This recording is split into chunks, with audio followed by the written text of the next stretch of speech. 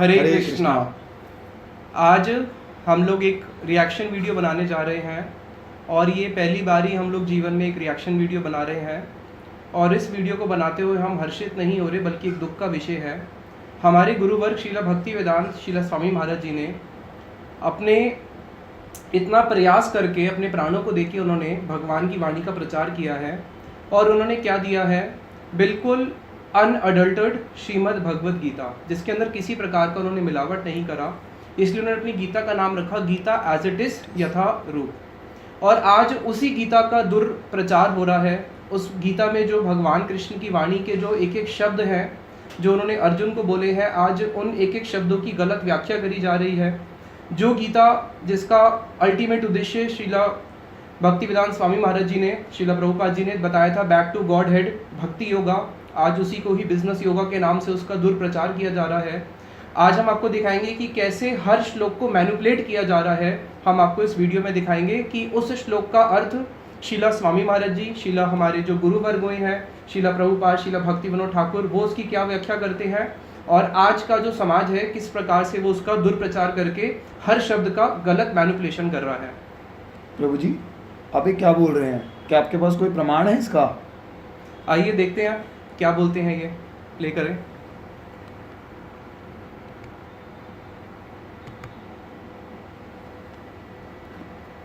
.39 आवृतम ज्ञान में तेना ज्ञानिनो नित्य वैरिना। आवृतम ज्ञान में, आवृतम आवरण कर दिया है। आवरण, आवरण मतलब कवर। आवृतम ज्ञान में तेना आपके सारे ज्ञान को कवर कर दिया है। ज्ञानी नो नित्य वे, ये ज्ञानी व्यक्ति का नित्य वैरी, वैरी मतलब शत्रु। ज्ञानी नो नित्य वैरी ना काम रूपेण कौन्ते हे या, हे कौन्ते मतलब कुंती पुत्र, हे कुंती पुत्र, ये काम के रूप में आता है। लस्ट, लस्ट काम के रूप में। दुष्पुरेन अनलेन च, ये ऐसी अग्नि है। दुष्पुरेन अनल, अनल मतलब अग्नि, ये ऐसी अग्नि है। पूरेन दुष्पुरेन, ये पूरी नहीं होती, कभी बुझती नहीं, ऐसी आग है। ये जो लस्ट है, लस्ट ये ऐसी आग है। तो लस्ट के कारण ही ये सारी डिस्ट्रैक्शन हो रही है। ये लस्ट होता क्या है? लस्ट का मतलब कई लोग समझते होता है केवल सेक्स डिजायर। नहीं सर, केवल सेक्स डिजायर लस्ट नहीं है। Any desire which is outside goal statement is lust. दोबारा सुनिए, कम ऑन, एक बार और सुनिए। एनी डिजायर, कोई भी थॉट प्रोसेस जो आपके गोल से बाहर है, वो लस्ट है। ठीक है, any desire which is outside your goal statement is lust. काम क्या होता है? भगवान कृष्ण अर्जुन को बता रहे हैं कि ये काम क्या करता है? ज्ञान आवृत्य देहिनम, किसी के ज्ञान को आवृत कर लेता है। और ज्ञान क्या है? Any desire outside your goal is lust. अब लस्ट क्या होता है? जैसे मान लीजिए मेरा डिजायर है कि मैं एक IAS ऑफिसर बनना चाहता हूँ, तो उसके अलावा मैं कोई भी चीज़ और सोचूंगा, दैट इज लस्ट। ये इनकी व्याख्या है कि आपके गोल के बाहर आप जो भी सोचते हैं वो लस्ट है। लेकिन हमारे शीला स्वामी महाराज जी क्या बोलते हैं? Any desire outside Krishna is lust. Krishna को छोड़ के इस जगत की कोई भी भौतिक इच्छा जो है वो लस्ट है, वो काम है। इसकी व्याख्या एक्चुअली हमारे शीला स्वामी महाराज जी ने क्या करी है, उसको भी हम सब लोग सुन लेते हैं, प्ले करेंगे। That who has come to Krishna consciousness, he has no more lust, because he wants to satisfy Krishna. He doesn't want to satisfy his senses. That is Krishna consciousness. तो यहाँ पे शीला स्वामी महाराज जी क्लियर बोल रहे हैं, आत्म इंद्रिय प्रीति वांछा तारे बोली काम, कृष्ण इंद्रिय प्रीति वांछा धरे प्रेम नाम। इस श्लोक को शीला स्वामी महाराज जी ने अपने एक बारी नहीं हजारों बारी लेक्चर्स में बोला है।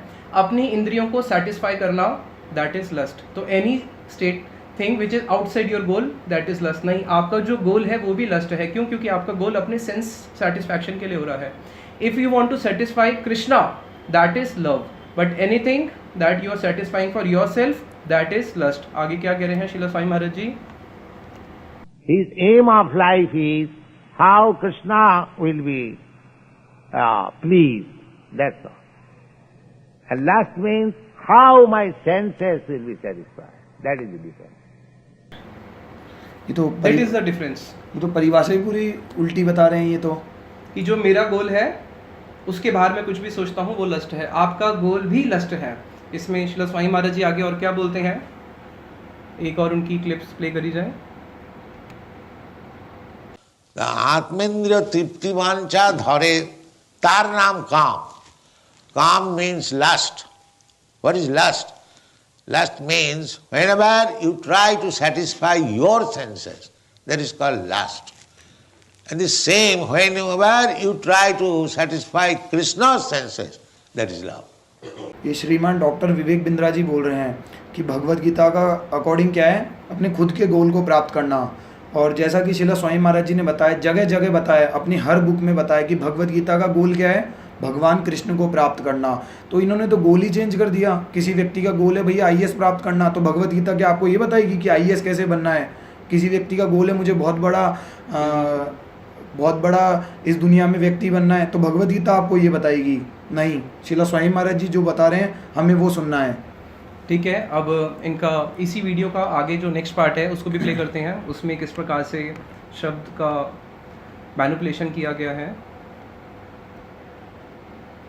तस्मात् त्वम् इंद्रियाणि आदो नियम्य, हाथ आगे लाइए, कम ऑन, नियम्य, मेरे हाथ को देखिए, कम ऑन आप भी करिए, नियम्य, इसको नियमित कर लो। नियमित मतलब रेगुलेट कर दो। किसको रेगुलेट करो? सेंसेस को। सेंसेस कौन सी है? आंख, नाक, जीवा, कान, त्वचा। वन मोर, तस्मात् इंद्रियाणि आदो। शुरुआत यहीं से होगी। इन 5 इंद्रियों को गोल पे झोंक दो। इनको बिल्कुल, इसे क्या बोलते हैं, एकाकी की भावना। ये 5 इंद्रियां जब एक गोल पर लग जाएंगी ना, तब दिक्कत नहीं आएगी। समस्या क्या ये होती क्यों नहीं? क्योंकि भगवत गीता पढ़ते नहीं है।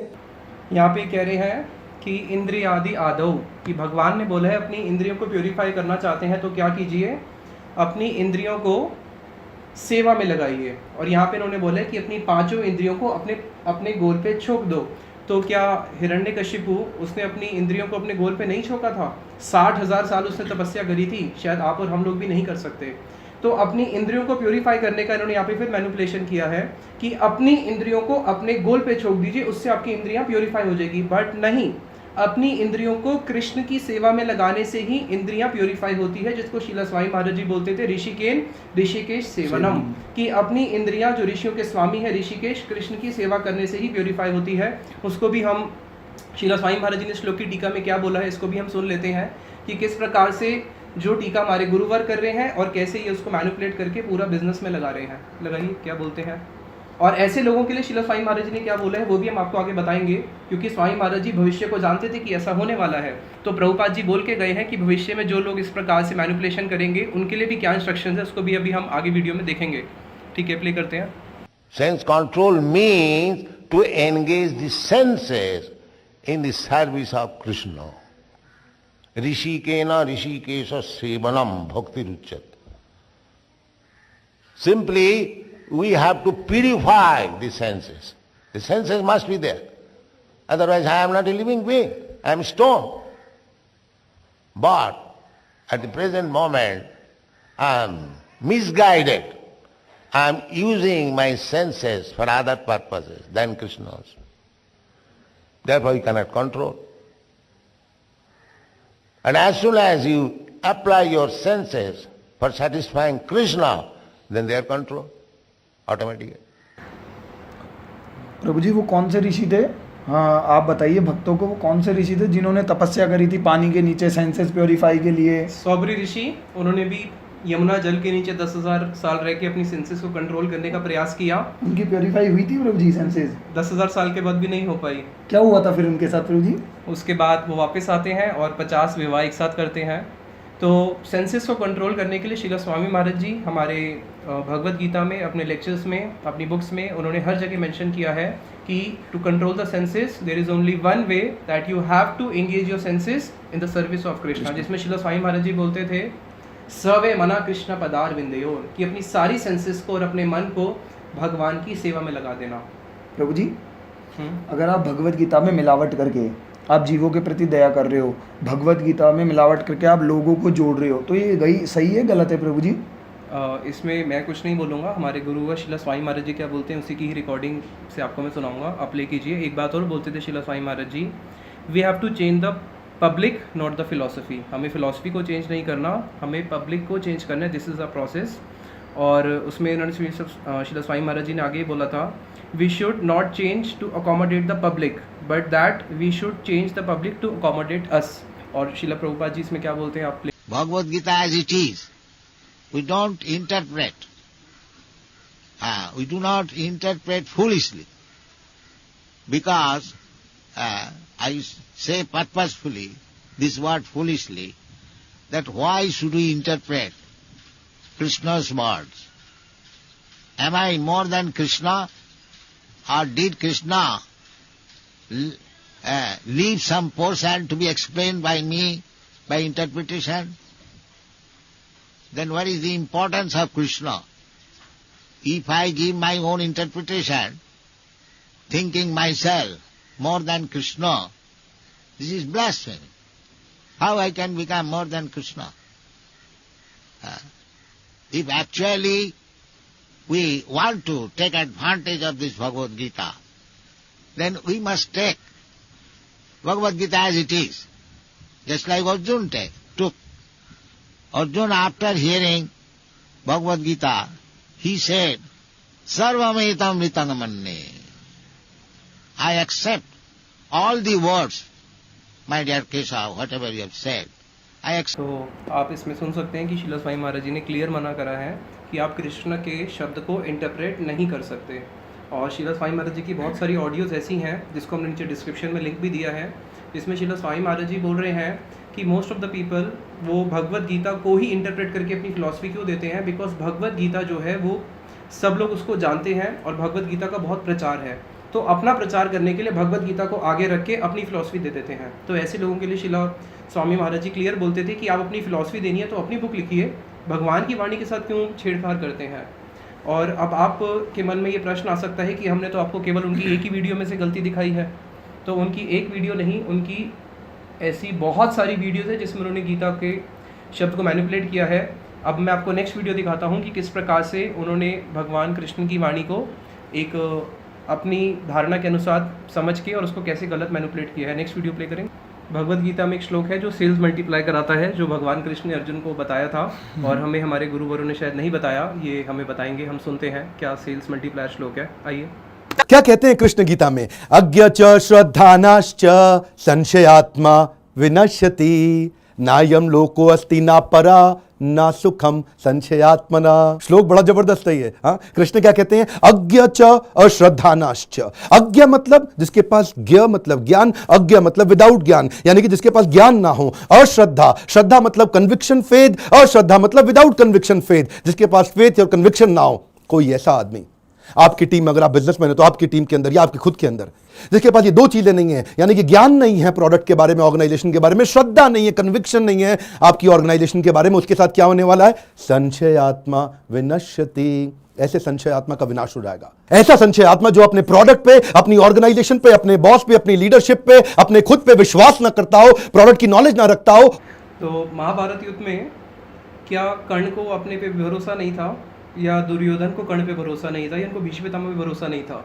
यहाँ पे जो अज्ञ और श्रद्धाना की बात हो रही है, कौन सी श्रद्धा की बात हो रही है? शीला भक्ति वेदांत स्वामी महाराज जी की रचित भगवत गीता यथारूप, और उनकी भी रचित नहीं। शीला स्वामी महाराज जी बोलते थे कि मैंने इसमें अपना कुछ नहीं दिया है, जो गुरु परंपरा से आया है उसी को ही मैंने उसमें लिपिबद्ध किया है, इसलिए इसका नाम एज इट इज दिया था। किंतु जो अज्ञानी तथा श्रद्धा विहीन व्यक्ति शास्त्रों में संदेह करते हैं, यहाँ पे जो संदेह की बात हो रही है कंपनी या प्रोडक्ट के प्रति नहीं हो रही है, और संशय आत्मा विनश्यति, यहाँ पे जो विनाश की बात हो रही है, मनुष्य जीवन प्राप्त करने के बाद जो भगवान कृष्ण का भजन नहीं करते उनको 84 लाख योनियों में जो भ्रमण करना पड़ता है। यहाँ पे जो विनाश की बात हुई है, 84 लाख योनियों में भ्रमण करने की बात हो रही है, कि जो मनुष्य जीवन जिससे हम लोग भक्ति प्राप्त करके या मुक्ति प्राप्त कर सकते थे, जो उससे वंचित रह जाते हैं। तो अगर कोई कंपनी के प्रति श्रद्धा रख रहा है या कंपनी के प्रति उसको विश्वास है, तो उसको भगवान के बारे में वो नहीं जान सकता, क्योंकि इससे जस्ट पहले वाला जो श्लोक है 4.40 इन्होंने बताया, 4.39, जिसमें लिखा है श्रद्धावान लभते ज्ञानम, कि जो श्रद्धावान है उनको ज्ञान प्राप्त होता है, जिनकी भगवान कृष्ण के प्रति श्रद्धा है उनको भक्ति का ज्ञान प्राप्त होता है। तत्परम संयम इंद्रिया, वो अपनी इंद्रियों पे संयमित करके फिर क्या करते हैं? शांतिम अचिरेण अधिगच्छति, और उनको बहुत जल्दी शांति की प्राप्ति होती है। और यहाँ पे जो इन्होंने इस श्रद्धा का जो शब्द कर दिया है, अपने प्रोडक्ट के प्रति कर दिया है, इसके लिए हमारी जो टीका है, जिसको मूल टीका जिन्होंने लिखी है बलदेव विद्याभूषण जी ने भगवत गीता की, जिसको फिर शीला स्वामी प्रभुपाद जी ने अनुवाद किया है, उसमें भी लिखा गया है कि यहाँ पे जो श्रद्धा का शब्द है वो शास्त्रों के प्रति श्रद्धा है या भगवान के वचन के प्रति श्रद्धा। मान लीजिए कि मुझे अपनी कंपनी पे बहुत भरोसा है, अपने बॉस पे भरोसा है, लेकिन भगवान पे नहीं है, तो वो श्रद्धा नहीं है। यहाँ पे जागतिक श्रद्धा की बात नहीं हो रही है। यहाँ पे इस श्लोक में भगवान परलौकिक श्रद्धा की बात कर रहे हैं, भगवान की वाणी के प्रति श्रद्धा। इसी की श्लोक की एक्सप्लेनेशन यद्यपि बहुत बड़ी है, आप इसको पढ़ सकते हैं। एक लाइन हम पढ़ेंगे। जो लोग ईश्वर तथा उनके वचनों में श्रद्धा नहीं रखते, उन्हें ना तो इस संसार में और ना भावी लोक में कुछ हाथ लगता है। और कंपनी में श्रद्धा करने से ऐसा नहीं है कि आपका परलोक सुधर जाएगा। परलोक सुधरेगा भगवान और भगवान के जो शब्द हैं उन पे विश्वास करने से। और अब आइए अगली वीडियो पे चलते हैं, इनकी नेक्स्ट वीडियो। विषया विनिवर्तन्ते निराहारस्य देहिनाम रसवर्जम रसोपस्यम परम दृष्टा निवर्तते. So Krishna says that you have to develop a higher taste to discard the lower one. Hey, come on, look at me very carefully. You have to develop a higher taste to discard the lower one. This is called alternative thinking philosophy. Hey, come on. This is called alternative thinking philosophy. You have different seed patterns. You can choose an alternative. You have a possibility to choose an alternative. Allow yourself to think differently. Allow yourself to think in a new creative pattern. Allow yourself to have new flow of desires. Allow yourself. उसे करना Allow yourself to have new flow of desires. Bhagavad Gita में तो इच्छाओं को ख़त्म करने की बात करी गई है, ना कि उसको वर्जित करने की बात करी गई है। भगवद गीता हमारे हृदय के अंदर लोभ बढ़ाती नहीं है, लोभ को शांत करती है। अब यहाँ पे इन्होंने इस श्लोक का बहुत ही गलत भावार्थ किया है और ये बहुत दुख का विषय है, जिसमें भगवान कह रहे हैं विषया विनिवर्तन्ते निर्हारस्य देहिना। इन्होंने विषय का मतलब टेस्ट ले लिया है कि हायर टेस्ट लोअर टेस्ट। यहाँ पे हायर टेस्ट भगवान किसकी बात कर रहे हैं? यहाँ पे भगवान कृष्ण बात कर रहे हैं उस भगवत सुख की, आत्म सुख की, कृष्ण भक्ति का जो सुख है। जब तक किसी व्यक्ति को वो वाला सुख नहीं मिलता, रस वर्जम रसोपस्ये परम दृष्ट्वा निवर्तते, तब तक वो इस भौतिक सुख से ऊपर नहीं उठ सकता। बट इन्होंने इसको क्या कर दिया? बिजनेस के अंदर हायर टेस्ट लोअर टेस्ट। किसी कंपनी का प्रोडक्ट है लोअर, अब हायर लेके आए तो लोअर टेस्ट को भूल जाएंगे। लेकिन ये श्लोक इस जगत के किसी भी विषय के लिए बात नहीं हो रही है। इसको भगवान ने कंपेयर किया है एक तरफ मटीरियल सुख और एक तरफ अध्यात्म सुख। यहाँ पे जो विषय शब्द है जिसको इन्होंने इस भौतिक जगत में ही हायर लोअर टेस्ट कर दिया है, इस विशेष सुख के बारे में श्रील स्वामी महाराज जी क्या बोलते हैं उसको हम प्ले कर लेते हैं, क्योंकि जो हमारे गुरुवर ने बोला है उसी को ही हम तोते की तरह दोहराने के लिए यहाँ पे बैठे हैं। विषय मीन्स आहार निद्रा भय मैथुन। So who can give up विषय unless he is a great devotee? Others cannot. Vishaya, it is very difficult. But if one is advanced devotee, parang drishtya nivartate, they can give up. Vishayachari. The whole Krishna consciousness movement is on the basis of Vishayacharya. And Sri Lochand. इसमें तो कुछ अलग ही बता रहे श्री स्वामी महाराज जी। विषय का मतलब तो कुछ अलग बता रहे हैं, वो बता रहे higher taste lower taste. Whole Krishna consciousness movement is विशेषाड़िया। तो ये जो भगवत गीता है इसका उद्देश्य क्या है? अगर भगवत गीता किसी ने नहीं भी पढ़ी हो, एटलीस्ट उसका अगर इंट्रोडक्शन भी पढ़ा हो, तो भगवत गीता के इंट्रोडक्शन में ही शिला भक्ति वेदांत शिला स्वामी महाराज जी ने क्लियर मेंशन किया हुआ है कि आप दर्शकों को दिखा दीजिए प्रभु जी एक बार ये कि आप इसी में से बोल रहे हैं। भगवद गीता पेज नंबर 21, पद अव्ययम अर्थात सनातन राज्य को वही प्राप्त होता है जो निर्माण मोह है। सनातन राज्य, श्रील स्वामी महाराज जी बोलते थे कि हमारा उद्देश्य क्या है भगवद गीता से? Go back home, back to Godhead, back to Krishna home. लेकिन आज हमारा उद्देश्य बदल चुका है भगवद गीता का। क्या? Earn money. इसका अर्थ क्या हुआ? हम उपाधियों के पीछे पड़े रहते हैं। कोई महाशय बनना चाहता है, कोई प्रभु बनना चाहता है, तो कोई राष्ट्रपति बनना चाहता है, कोई धनवान बनना चाहता है, कोई राजा बनना चाहता है और क्या क्या बनना चाहता है। परंतु जब तक हम इन उपाधियों से चिपके रहते हैं तब तक हम शरीर के प्रति आसक्त बने रहते हैं, क्योंकि वह उपाधियां शरीर से संबंधित होती हैं, लेकिन हम शरीर नहीं हैं। और इसकी अनुभूति होना ही अध्यात्म अनुभूति की प्रथम अवस्था है। प्रथम अवस्था ही जो अध्यात्म जगत की है वो यहीं से होती है कि I am not body, I am soul. जब तक हम प्रकृति पर प्रभुत्व जताने की प्रवृत्ति को नहीं त्यागते, तब तक भगवान का धाम सनातन धाम को वापस जाने की कोई संभावना नहीं है। उस शाश्वत अविनाशी धाम को वही प्राप्त होता है जो झूठे भौतिक भोगों के आकर्षणों द्वारा मोहग्रस्त नहीं होता, जो भगवान की सेवा में स्थित रहता है। और एक जगह पे नहीं, इन्होंने ऐसे बहुत सारी जगहों पे इस श्लोक का, भगवद गीता के श्लोक का गलत मैनिपुलेशन किया है। शरणागति क्या होती है? शरणागति के 6 लक्षण बताए हैं भगवान के पास शरणागति के। अनुकूल को ग्रहण करना, प्रतिकूल को छोड़ देना। भक्ति के अनुकूल ग्रहण करिए, भक्ति के प्रतिकूल छोड़ दीजिए। उसमें भी इन्होंने क्या बोल दिया है कि जो बिजनेस के अनुकूल है उसको ग्रहण कीजिए, बिजनेस के प्रतिकूल को छोड़ दीजिए। तो एक हाईएस्ट लिमिट क्रॉस हो चुकी है कि किस प्रकार से हर एक शब्द का गलत दुरुपयोग किया जा रहा है। और शिला स्वामी महाराज जी इसके लिए बहुत क्लियरली एक स्टेटमेंट बोलते थे कि ये जो योगा शब्द है, योगा शब्द जो है वो केवल किसके लिए यूज हो सकता है? भक्ति योग के लिए ही यूज हो सकता है। भक्ति योग, कर्म योग और ज्ञान योग के लिए योगा शब्द तब तक यूज होता है जब तक वो नेक्स्ट स्टेज को लक्ष्य करते हैं। योगस्त्रयम मया प्रोक्ता, भगवान ने खुद बोला है भागवतम में कि मैंने 3 योग बोले हैं, कर्म ज्ञान च भक्ति। कर्म योग तब तक कर्म योग है जब तक वो ज्ञान योग को लिंक करता है, और ज्ञान योग तब तक ज्ञान योग है जब तक वो भक्ति योग को लिंक करता है। और भगवत गीता के अंदर कहीं पे भी सकाम कर्म की बात नहीं करी गई है। सकाम कर्म होता है कोई भी कर्म जो अपने इंद्रिय तृप्ति के लिए करना, उसको बोलते हैं सकाम कर्म। भगवत गीता में सकाम कर्मी को त्यज्य बताया गया है, वो हे है। निष्काम कर्म से ही शुरुआत होती है कि किस प्रकार से हम लोग कर्म करते हुए कर्म के फल से निवृत्त हो सके, और उसके बाद फिर अपने कर्मों को भगवान को अर्पित कर पाए, फिर आगे जाके ज्ञान योग और फिर भक्ति योग। तो यही इसका चरम उद्देश्य है। शिला स्वामी महाराज जी क्या बोलते हैं, एक उनका एक स्टेटमेंट सुनेंगे।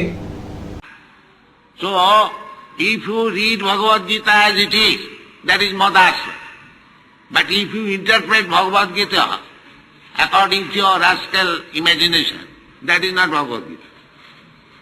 Therefore it is called Madhasya. Under my protection, as I am saying, we are therefore presenting Bhagavad Gita as it is.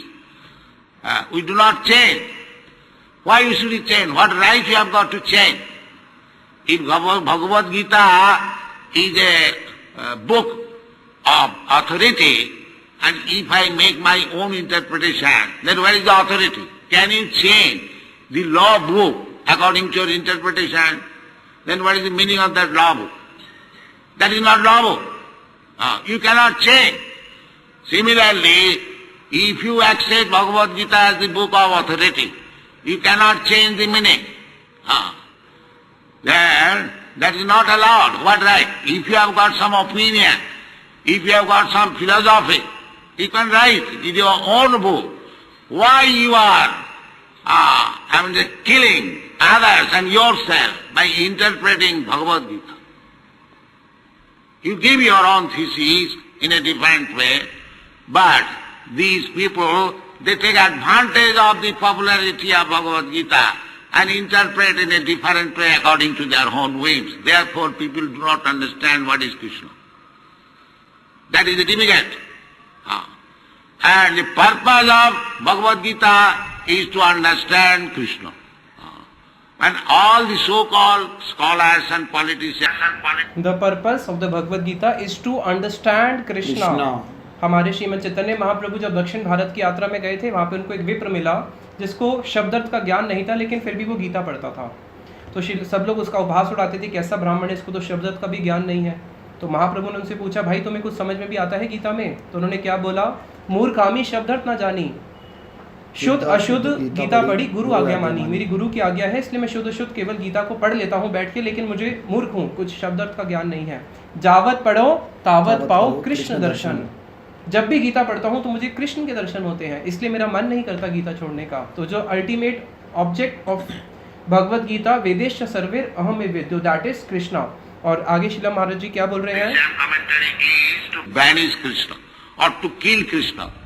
The Kamsa's policy. The Kamsa was always thinking of Krishna, how to kill him. That is called demonic endeavor. So that will not help you. Therefore Krishna says, you have to develop your love and attraction for Krishna. देखिए हम किसी को भी, हमारा उद्देश्य नहीं है हम किसी के भी हृदय को आघात पहुंचाएं। और मैंने जैसे शुरुआत में भी आपको बोला था कि इस वीडियो को हम लोग उत्साहित होकर नहीं बना रहे हैं, दुखी होकर ही बना रहे हैं। कि आज एक इतने हाई लेवल पे पहुंचे हुए डॉक्टर जी जिनको गीता का इतना ज्ञान भी है और कैसे वो उसको बिजनेस के लिए मैनिपुलेट कर रहे हैं, तो हम आपसे हाथ जोड़ के प्रार्थना करते हैं। हमारे किसी भी गुरुवरों ने, शीला स्वामी महाराज जी ने ये भी बोला था कि 1 moon is better than millions of stars. I don't need likes and lakhs of disciple, I need just 1 disciple. उसकी रिकॉर्डिंग सुना सकते हैं? हाँ प्रभु जी। I want one student who follows my instruction. I don't want millions. Ekaschanda samahanti nachatara sahasra. If there is one moon in the sky that is sufficient for illumination, there is no need of millions of stars. So, my position is that I want to see that at least one disciple has become pure devotee. There are so many persons that are trying to interpret Bhagavad Gita by their so-called scholarship, but nobody cares for them.